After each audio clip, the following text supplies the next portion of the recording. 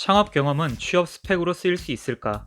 요즘은 대학교에서도 창업 동아리가 많고 창업 공모전 등 대회가 많기 때문에 창업에 관심이 있는 20대들이 많을 거라 생각합니다. 하지만 창업에 도전한 모두가 성공하는 것은 아니기 때문에 특정 시점이 되면 취업으로 노선을 변경해야 합니다. 그리고 가볍게나마 사업을 경험하는 것이 추후 취업에 도움이 되지 않을까 싶어 창업에 도전하는 학생들도 많죠. 이유에 어떻든 이제껏 내가 경험한 창업 활동들을 취업 스펙으로 활용해야 하는 시점이 옵니다. 창업을 하며 경험한 여러 직무 경험, 창업 공모전 경험 및 리더십 경험 등 이러한 경험들이 채용 담당자 입장에서는 매력적인 취업 스펙이 될 수 있을까요? 채용 담당자 입장에서 창업 경험은 매우 뚜렷한 장점과 단점을 가진 경험입니다. 먼저 창업 관련 경험은 리더십 경험으로 와닿을 수 있습니다. 쉽게 말해 시키는 일만 하지 않고 필요한 일을 찾아서 할 수 있는 책임감을 가진 인재라는 것입니다. 그러므로 창업 경험에 대해선 자소서나 면접에서 설명할 때 필요한 일을 찾아서 하는 책임감으로 정의해서 기술하는 것이 좋습니다. 두 번째는 해당 산업에 대한 시야가 더 넓지 않을까 하는 기대감도 있습니다. 창업이라는 것은 해당 산업에 대해 굉장히 많이 조사하고 시행착오를 겪으며 서비스를 개선해 나가면서 여러 직무의 역할을 동시에 수행해야 합니다. 그러므로 이러한 과정을 통해 얻은 산업 지식은 단순히 인턴 경험을 한 취준생보다 산업에 대한 정보가 훨씬 깊을 것이라는 기대감이 있죠. 그러므로 창업 경험을 한 지원자는 이러한 산업 인사이트와 전방위적 직무 경험을 얻은 과정을 자소서에 기술하는 것이 좋습니다. 다만 이러한 뚜렷한 장점에 비해 뚜렷한 단점도 있습니다. 첫 번째는 어차피 또 창업을 할 사람이 아니겠냐는 것이죠. 직장을 들어온 것이 정말 직장인으로서 살겠다는 의지가 아니라 현실적으로 월급을 벌어야 하기 때문에 직장에 들어오는 것으로 보일 우려가 있고 어느 정도 여유가 생기면 금방 또 나가서 사업할 사람일 수도 있겠다라고 의심받을 수 있습니다.